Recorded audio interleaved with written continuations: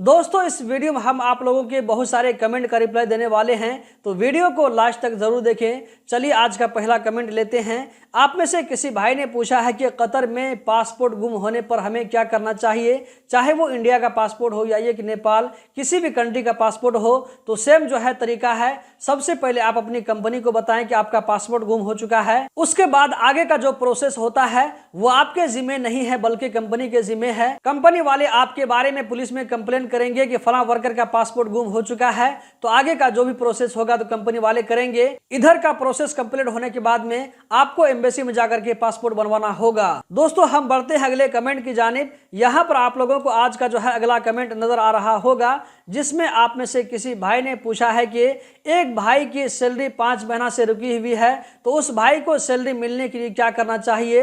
दोस्तों यहाँ पर आप लोगों को बताता चलूं कि कतर में ऐसा कोई शॉर्टकट तरीका नहीं है, कोई ऐसी जगह नहीं है जहां पर आप पहुंचेंगे तो वहां पर आपकी सैलरी फौरन मिल जाएगी, बल्कि वहां पर जो प्रोसेस है लेबर मिनिस्ट्री का प्रोसेस है। लेबर मिनिस्ट्री पहुंचना होगा, वहां पर पहुंचने के बाद में आपको कंप्लेन करना होगा। लेबर मिनिस्ट्री वाले अपने तरीके से इस प्रोसेस को आगे बढ़ाएंगे। इसमें टाइम भी लग सकता है, कभी कभी होता है कि 2-3 महीना लग जाता है, कभी 6 महीना लग जाता है, कभी कभी ऐसा होता है कि साल भर लग जाता है, कभी कभी ऐसा होता है कि आपको जो है 10-15 दिन में, 20 दिन में, 1 महीना के अंदर जो है मामला क्लियर हो जाता है, आपको सैलरी मिल जाती है। तो ये कंपनी के कफील के ऊपर में है कि वो किस तरह सिचुएशन को हैंडल करता है। तो यहाँ पर मैं आपको कहना चाहूंगा कि आप अपने दोस्त को मशवरा दें कि वो लेबर मिनिस्ट्री में जाकर के कंप्लेन करे। अगला कमेंट दोस्तों यहाँ पर आप लोगों को नजर आ रहा होगा। इस भाई का पूछना है कि कतर के अंदर हम 1 महीना में कितना पैसा कमा सकते हैं। सवाल करने वाला भाई ऐसा लगता है कि इससे जो है पहले कतर नहीं गया है। अगर वो कतर से रिटर्न हो चुका होता तो इस तरह का सवाल नहीं करता।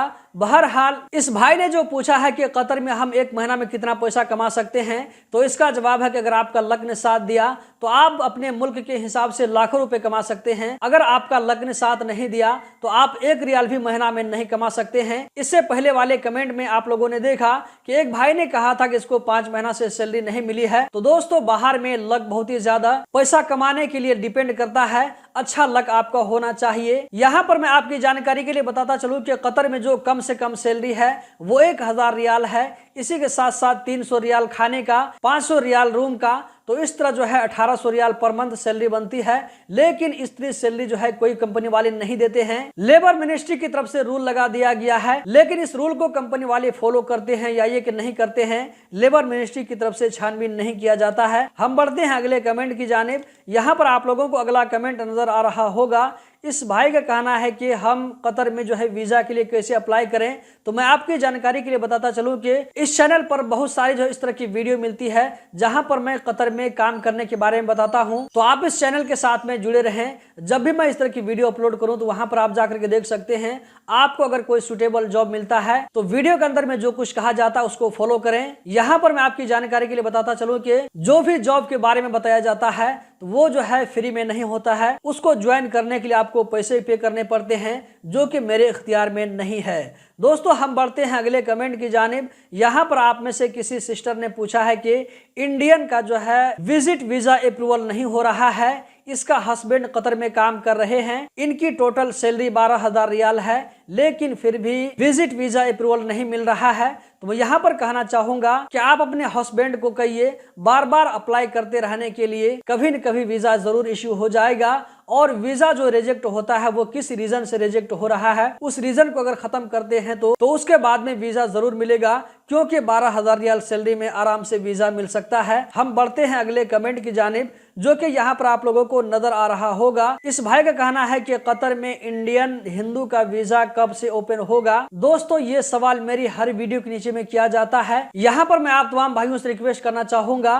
कि आप इसके बारे में क्या कहते हैं, आप लोगों का क्या एक्सपीरियंस है। आप लोगों ने हाल फिलहाल में किसी नॉन मुस्लिम के वीजा के लिए अप्लाई किया था या नहीं किया था, इसका क्या रिजल्ट निकला, कमेंट बॉक्स में जरूर बताएं, ताकि इसके बारे में जो है लेटेस्ट जानकारी आप में से सारे भाइयों को मिल सके। यहाँ पर आप लोगों को अगला कमेंट नजर आ रहा होगा। इसमें एक भाई कह रहे हैं कि इस भाई ने किसी एजेंट को यूरोप जाने के लिए पैसा दिया। अब जो है उसके साथ में ठगी का मामला हो चुका है, फ्रॉड हो चुका है। अब ये भाई यहाँ पर क्या कर सकते हैं। दोस्तों, अगर आप लोग इस चैनल के पुराने व्यूवर हैं तो मैंने आप लोगों को कई वीडियोस के अंदर में सजेस्ट किया है कि कतर से यूरोप जाने का आप जो है प्रोसेस न करें, वहां पर आपका पैसा फंस सकता है। मैंने इससे पहले भी बाखबर किया था। इस कमेंट को देख करके आप लोगों को समझ में बात आ गई होगी। मैं गलत नहीं बोल रहा था, बिल्कुल सही कह रहा था। अगर इस भाई ने भी उस चीज को फॉलो किया होता तो इसके साथ में इस तरह का प्रॉब्लम नहीं होता। अब इस भाई का जो है पैसा फंस चुका है। यहां पर आप क्या कर सकते हैं, पुलिस में जाकर कंप्लेन करें, देखें कि वहां पर आपको क्या हेल्प मिल सकता है। याद रखें कि आपने जो काम किया होगा वो जो है अलल ऐलान नहीं किया होगा, यानी कि छुपा करके ही किया होगा। तो इस तरह जो है छुपा कर कोई काम करने से मदद मिलने का भी चांस कम रहता है। तो यहाँ पर जो है आपका पैसा बर्बाद होने का ज्यादा चांस है।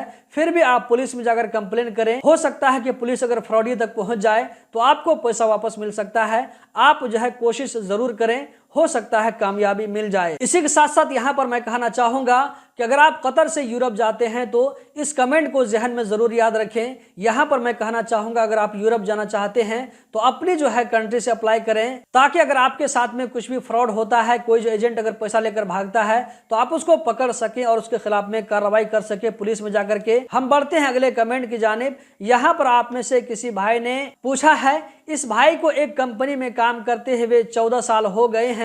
तो इस भाई का कहना है कि जब मैं कैंसिल जाऊंगा तो मुझे सर्विस ग्रेजुएटी बोनस में कितना मिलेगा। तो मैं इस भाई को जवाब देना चाहूंगा कि आप जो है किसी टाइपिंग सेंटर में जाकर के कैलकुलेट करवा लें कि आपको सर्विस ग्रेजुएटी और बोनस कितना मिलेगा।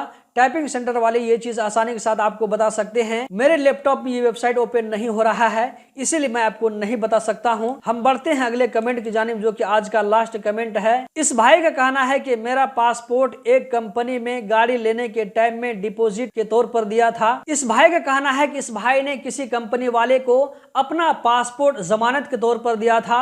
अब वो जो है कंपनी वाला भाग चुका है। अब इसका पासपोर्ट का आता पता नहीं चल रहा है। तो यहाँ पर क्या करना चाहिए, इस भाई को मैं कहना चाहूंगा कि आप अपनी कंपनी की मदद से पुलिस में कंप्लेन करवाएं कि आपका पासपोर्ट लॉस्ट हो चुका है। पुलिस का जो है प्रोसेस कंप्लीट होने के बाद में आप एम्बेसी जाएं, वहां पर आपको नया पासपोर्ट मिल जाएगा। इस तरह आप घर जा सकते हैं, कोई जो है परेशान होने की बात नहीं है। दोस्तों, इस वीडियो में इतना ही।